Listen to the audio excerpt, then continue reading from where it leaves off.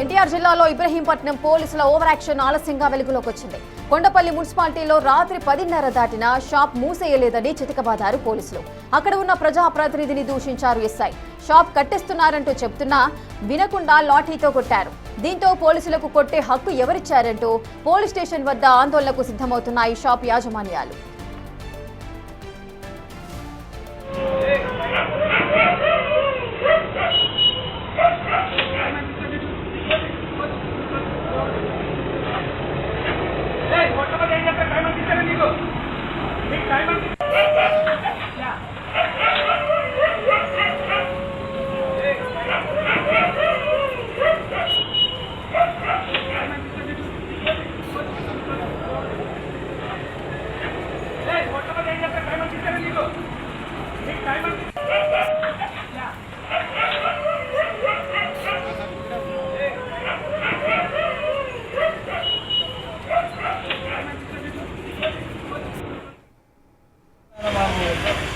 ఎవరు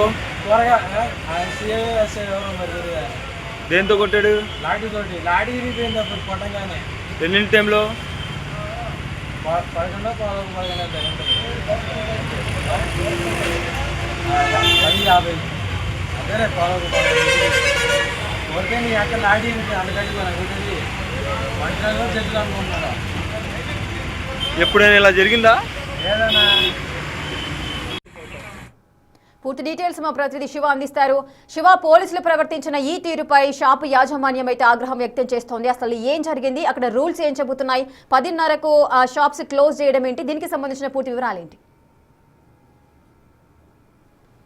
మున్సిపాలిటీలో పోలీసుల ఓవర్ యాక్షన్ ఆలస్యంగా వెలుగులోకి వచ్చిన పరిస్థితి కనిపిస్తోంది. నిన్న రాత్రి 10:30 సమయంలో ఇంకా షాపు మూసివేయలేదని చెప్పి కూడా షాపు యజమానిపై పోలీసులు స్థానిక ఎస్ఐ విచక్షణారహితంగా దాడికి పాల్పడ్డ పరిస్థితి కనిపిస్తా ఉంది.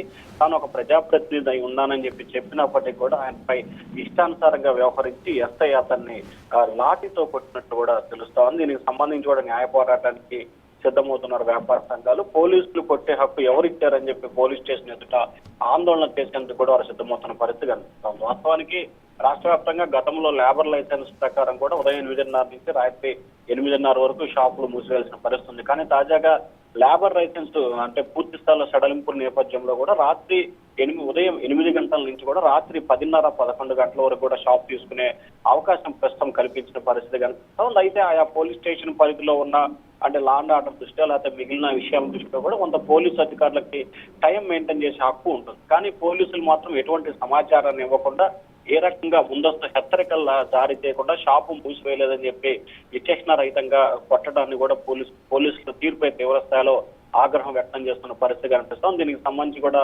ఎస్ఐపై ఫిర్యాదు చేసేందుకు సిద్ధమవుతున్నారు. అధికార పార్టీకి సంబంధించిన నేతలపైన ఈ రకంగా వ్యవహరిస్తే ఎస్ఐ ఎందుకు ఈ రకంగా వ్యవహరిస్తున్నారు అర్థం కాని పరిస్థితి ఏర్పడిందని చెప్పి టీడీపీ నేతలు అయితే ఆగ్రహం వ్యక్తం చేస్తున్న పరిస్థితి కనిపిస్తా ఉంది. అయితే ఎస్ఐ తీర్పును వ్యతిరేకిస్తూ కూడా పోలీస్ కేసులు ఎదుట ఇవాళ కానీ రేపు కానీ ఆందోళన చేయాలని వ్యాపార సంఘాలు అయితే నిర్ణయం తీసుకున్నారు. Right, thank you Shiva, thanks for the details. ఇక ఎన్టీఆర్ జిల్లాలో ఇబ్రహీంపట్నం పోలీసుల ఓవర్ యాక్షన్ అయితే ఆలస్యంగా వెలుగులోకి వచ్చింది. అటు కొండపల్లి మున్సిపాలిటీలో రాత్రి 10:30 దాటినా కూడా షాప్ మూసేయలేదంటూ కూడా పోలీసులు చితకబాదారు. ఈ ఘటనపై షాప్ యజమానులు ఆగ్రహం వ్యక్తం చేస్తున్నారు.